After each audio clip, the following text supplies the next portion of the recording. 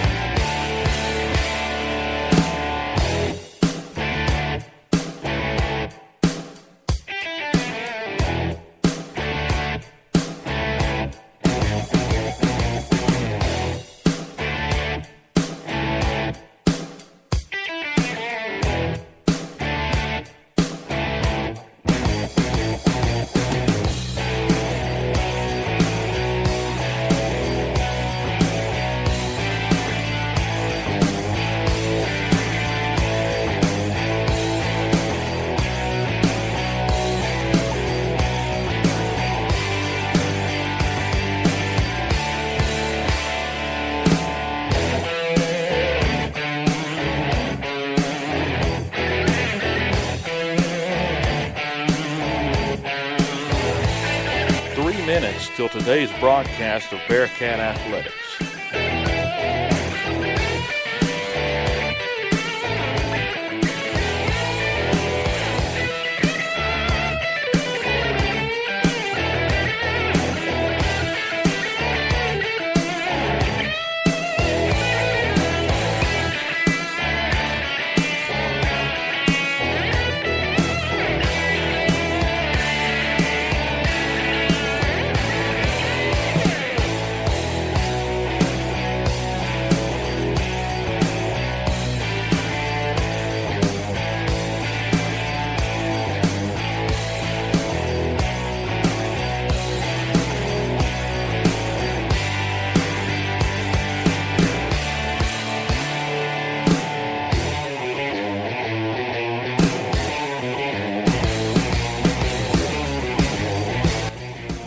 Minutes till airtime.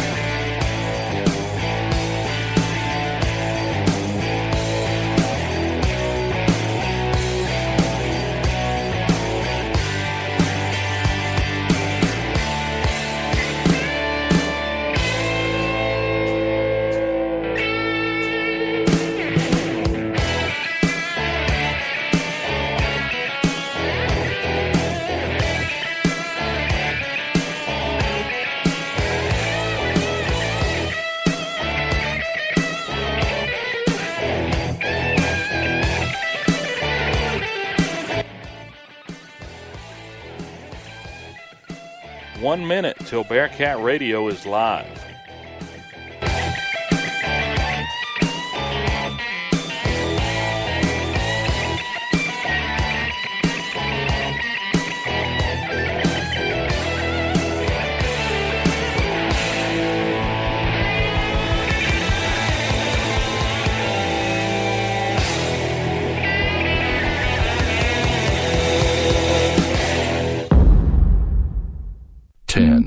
Nine, 8, 7, 6, 5, 4, 3, 2, 1.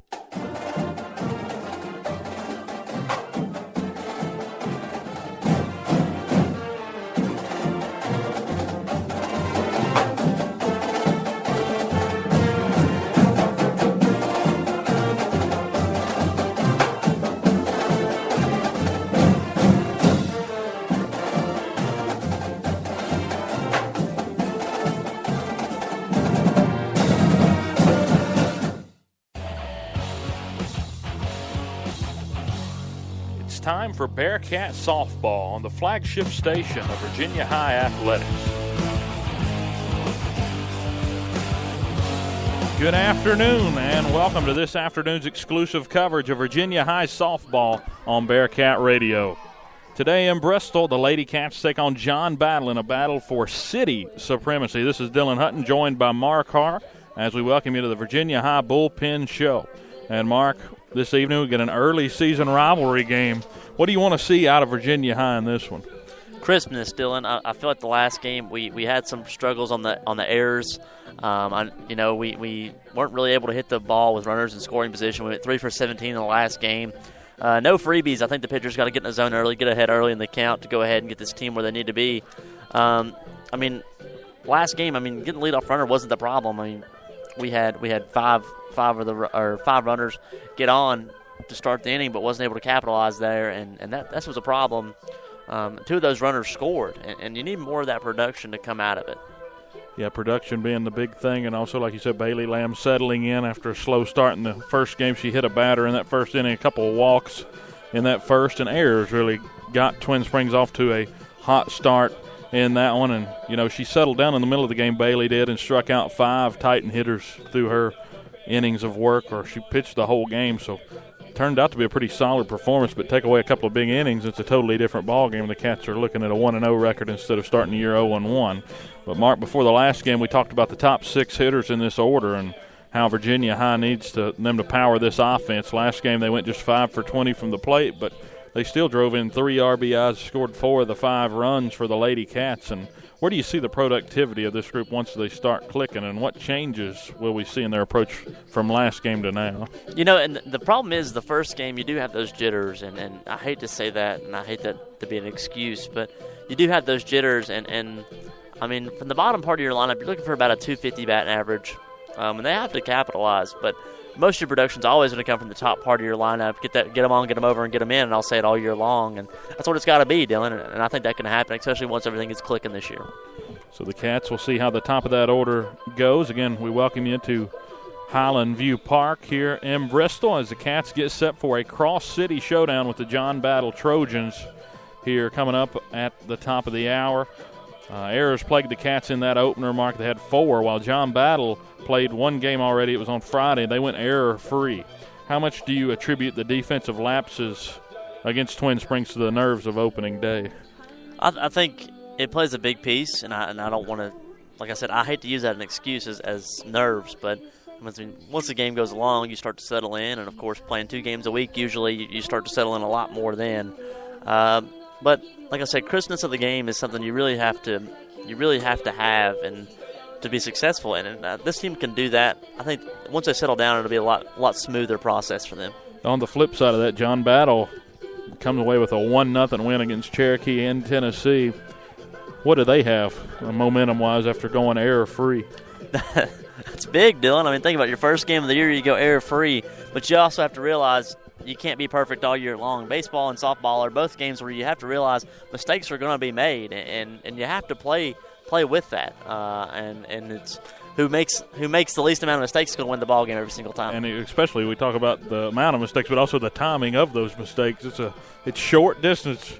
Once you get to first base around these base paths, you can really pile on some runs. Yeah, we talked at Buffalo Wild Wings the other day, and if you bobble the ball just for a split second, the runner's already at first base here. You have to be smooth as gravy to get it out and get it over. So the Cats 11-5 loss in the opener to Twin Springs here at home. A tough loss for them. Some of the takeaways from that game: gave up 4 runs in that first inning, as went in the hole early, 4-0. Led off the bottom of the first, Jada Campbell did with a triple, and she was driven in by Kylie James to cut it to 4-1. Twin Springs answered in the top of the second with a 2-run homer off the bat of Emily Powers to stretch the lead to 6-1. We stayed 6-1 until we got to the 5th inning, when the Cats cut it to 6-4 with a 3-run 5th, powered by 2 RBIs from Lindsay Slagle. She drove in 2 there with 2 outs in that inning. We cut it to a 2-run deficit. The Cats added another run in the bottom of the 6th on an error to make it 6-5 going into the final frame. And then Twin Springs blew it back open, scoring 5 runs in the top of the 7th to seal a 11-5 victory. Some key stats from that one: just really errors and free bases were really some of the things that hurt the Cats. Twin Springs leadoff hitter reached base 5 of the 7 innings. 2 of their leadoff hitters scored. 11 hits in the ball game. They only left 5 on base. Virginia High leadoff hitters on 6 of 7 innings, so 6 of 7 innings. Cats had only 5 hits. Bottom 3 in the order went 0 for 7, and they left 8 on the base as a team in the game. Again, Bailey Lamb goes 7 innings, strikes out 5, walks 2, and hits 2. And defensively, the Cats with 4 errors on the afternoon. So a lot to take away from that game, and we've broke it down enough. It's time to move on. We got this one coming up, so just a tough game for the Cats. And John Battle's coming off a 1-0 win at Cherokee. Sidney Bailey, one of the pitching phenoms for him, went 5 innings, struck out 6. And sophomore Madison Hill, 2 innings, pitched 3 strikeouts. They allowed 3 hits in the ball game, a 9 strikeout, no walk shutout of Cherokee, where they posted no errors. The only run of the game, senior Autumn Sexton drove in Peyton Crowder in the top of the 5th for the go-ahead run against the Chiefs. And last year, John Battle went 15-7, eliminated by Wise Central 4-2 in the Clinch Mountain Conference semifinals. So definitely a talented team that the Cats are facing here. A couple of talented teams here in the city of Bristol, Virginia. So we actually talked to Coach Myers before the ball game. We'll play that interview, and when we get back, we'll talk a little bit more about Battle, and then get ready to get this thing going. We'll have starting lineups and everything coming up next here on the Bearcat Bullpen Show. But here was our interview earlier today with head softball coach Vanessa Myers. This is Dylan Hutton along with Coach Vanessa Myers as the Bearcats take on the Trojans in Game 2 of the season. It's good to have you on, Coach Myers. Well, thank you for having us. Since the first game's under your belt, what did you emphasize the last couple of days in practice? Just better with the bats this game, hoping that we can barrel up the ball and put the ball in play a little bit, and obviously putting some runs across the plate. We left a lot stranded Monday, and hoping that we can put a little more across the plate this time. How has your team responded after the Twin Springs game? Okay, they know that, still young season, a lot of games still left to be played, and they're ready to get to where we need to be. You had 4 errors in the last game. How does your team look on the field defensively after a couple of days going with that same trend? Well, we had a little bit of snow, of course, so we didn't get a lot of field time, but they did well. We talked a lot about it and practiced. Made a few changes defensively, so hopefully that'll pay off, and I'm just ready to respond. Battle features Sidney Bailey, who's one of the toughest pitchers in the area. I'm not sure if she's starting tonight, but she started the last game, went 5 innings, struck out 6 against Cherokee. No matter who they pitch, they've got some talent there in the circle. How do you approach some good pitching tonight? We've faced Sydney a few times, and they've faced Madison Hill as well. So, both of them, we've just got to be aggressive at the plate. Not get behind in the count, be ready to jump on the ball early and, put it in play, make things happen. All right, can you give us 3 keys to victory for tonight's game? 3 keys to victory. Obviously, like I just said, put the ball in play, push runners across the plate, move runners, and cut down on errors. All right, thanks, Coach, for joining us, and we'll be right back on the Bearcat Bullpen Show. Thank you. Follow Bearcat Radio on Twitter with the handle @VHS Bearcat Radio, and on Facebook by searching Bearcat Radio for the upcoming broadcast schedule and shows on the flagship stream of Virginia High School Athletics. Welcome back to the Virginia High Bullpen Show. Dylan Hutton along with Mark Harr.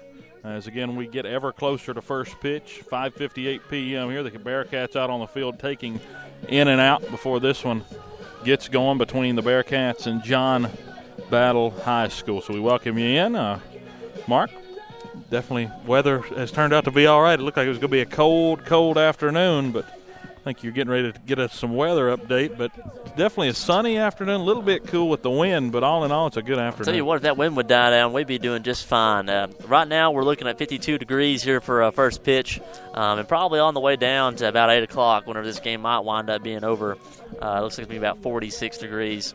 Got a little long sleeve shirt on, some khakis, we're ready to go. Yeah, good to go. A little bit of weather ain't going to hurt us, is it? So see how the players react to the cooler weather. Of course, got pretty cool at the end of the game the other night as well. By the time this one went final, a lot of wind in that one. We thought there was going to be rain against Twin Springs. We luckily dodged it.